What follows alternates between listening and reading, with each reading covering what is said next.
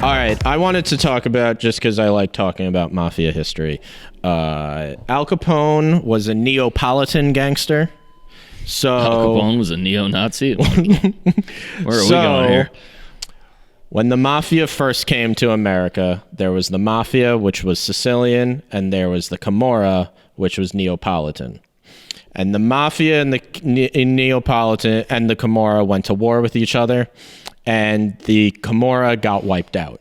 Their leadership was wiped out, and the soldiers who were left were joined in the Dell'Acqua family. And the rule that they made was that Neapolitan gangsters could join their family, but could never rise through the ranks and never have any leadership position, which came into modern day because the Dell'Acqua family became the Gambino family, who wouldn't have a Neapolitan gangster as one of their captains until John Gotti in the late 70s.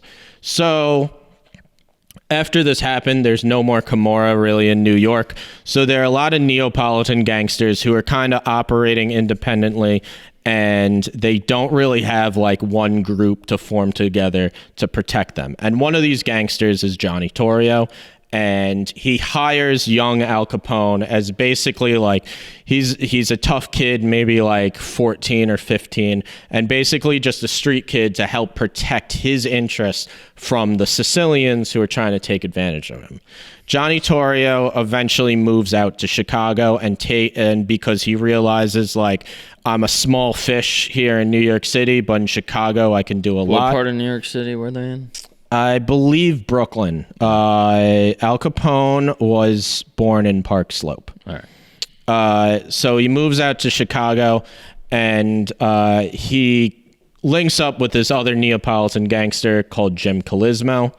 And they kind of have the Neapolitan gang, and then there's the Jenna crime family, which are the Sicilian mob. And they hate each other. And then when Prohibition comes around, Jim Calismo doesn't want to get into Prohibition because he realizes like there's no way the U.S. government could keep alcohol illegal for that long.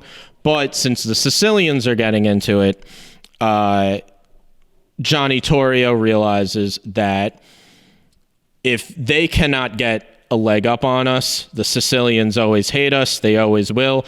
If they outbeat us at anything, we are dead.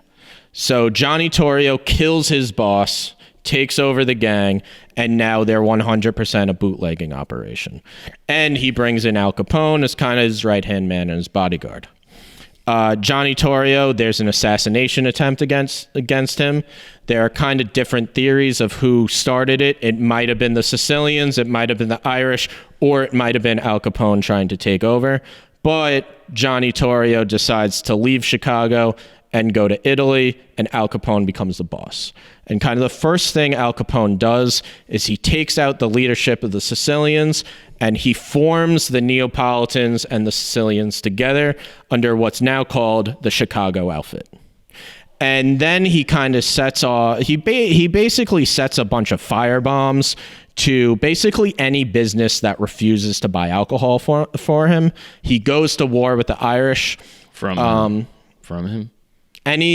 Basically any business, any bar that refuses to buy alcohol from him, Gotcha. He sets fire to. And kind of there's Reasonable. like this campaign of firebombing all around Chicago. And then in the St. Valentine Massacre, he kills out the leadership of the Irish gang, and now he's 100% in control of Chicago. Eventually, like because of the St. Valentine's Massacre, it becomes national news.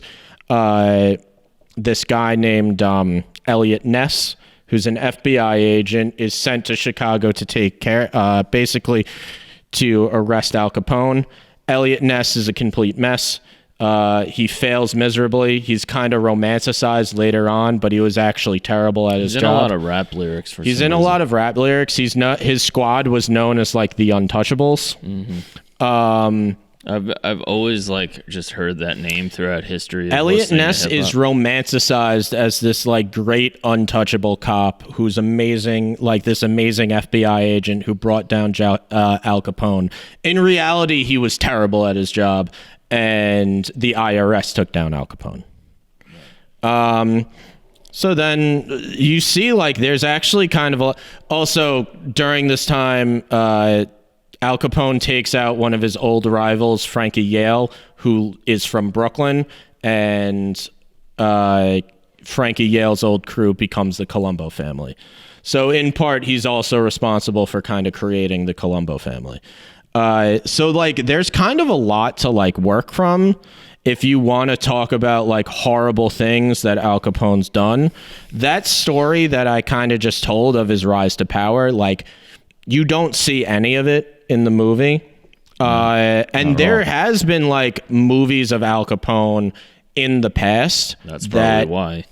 That have kind of, you know, gone through that story of him, you know, his boss before him killing his boss, and then, you know, his like violent rise to power.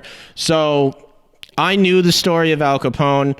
I knew that if you're looking at a gangster looking back, that there is like a long history to look for. Kind of like The Godfather Part 2, where it's Michael Corleone. You see flashbacks to like his father growing up in Italy. And I don't know. I wanted a more, like, you know me. I'm That's like just not what this was. I'm a mafia history nerd. Yeah. And this was an experimental film. Yeah. That thought too highly of itself.